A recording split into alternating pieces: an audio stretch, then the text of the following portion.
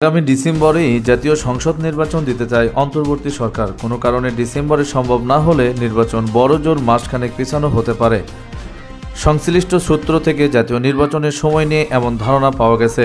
এই সূত্রগুলো গণমাধ্যমকে বলেছে, আগামী ডিসেম্বরে জাতীয় সংসদ নির্বাচন এটা মোটামুটি নিশ্চিত। তবে কোনো পরিস্থিতিগত কারণে ডিসেম্বরে সম্ভব না হলে আগামী বছরের জানুয়ারির মধ্যে ভোট হবে বলে মনে করছেন সরকার সংশ্লিষ্ট অনেকেই। কারণ আগামী বছরের ফেব্রুয়ারিতে পবিত্র রমজান শুরু হবে। রমজান ও পবিত্র ঈদ উল ফিতর মিলিয়ে ১.৫-২ মাস সময়ের মধ্যে নির্বাচন আয়োজন করা সম্ভব হবে না। এরপর কালবৈশাখী ও বর্ষা মৌসুম শুরু হবে। সাধারণত বর্ষায় জাতীয় নির্বাচন আয়োজন করা হয় না। সেক্ষেত্রে ডিসেম্বরে সম্ভব না হলে ২০২৬ সালের জানুয়ারিতে নির্বাচন আয়োজন করতে হবে।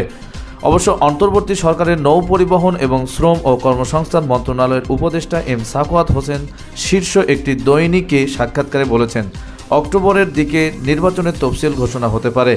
আমি যদি খুব ভুল না করে থাকি তাহলে অক্টোবরের দিকে তফসিল ঘোষণা, ডিসেম্বরে নির্বাচন এবং জানুয়ারির মধ্যে নতুন সরকার গঠন হতে পারে এবং সংকেত পাচ্ছি। জাতীয় সংসদ নির্বাচনের আয়োজন করা সাংবিধানিকভাবে নির্বাচন কমিশনের ইসি দায়িত্ব। এই নির্বাচনের দিনক্ষণ তারাই ঠিক করে।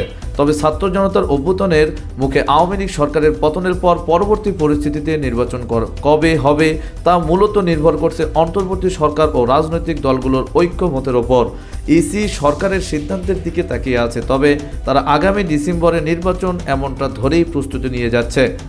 ইতিমধ্যে নির্বাচনের প্রস্তুতি সম্পর্কে জানতে চলতি মাসে বিএনপি, জামাতের ইসলামী, বাম, গণতান্ত্রিক জোটসহ কিছু রাজনৈতিক দল আলাদাভাবে ইসির সঙ্গে বৈঠক করেছে।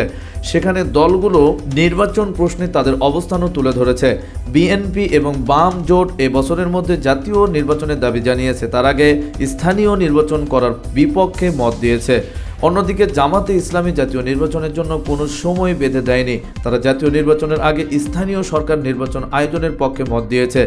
জামাত চায় আগে সরকার তারপর নির্বাচন। এছাড়া গণ অভ্যুত্থানের নেতৃত্বে থাকা বৈষম্য বিরোধী ছাত্র আন্দোলন ও জাতীয় নাগরিক কমিটি আগে স্থানীয় সরকার নির্বাচন আয়োজনের পক্ষে। তারা একাধিকবার এ বিষয়ে নিজেদের অবস্থান পরিষ্কার করে বক্তব্য দিয়েছে এবং সরকার সংস্কার করেই নির্বাচনের কথা বলেছে।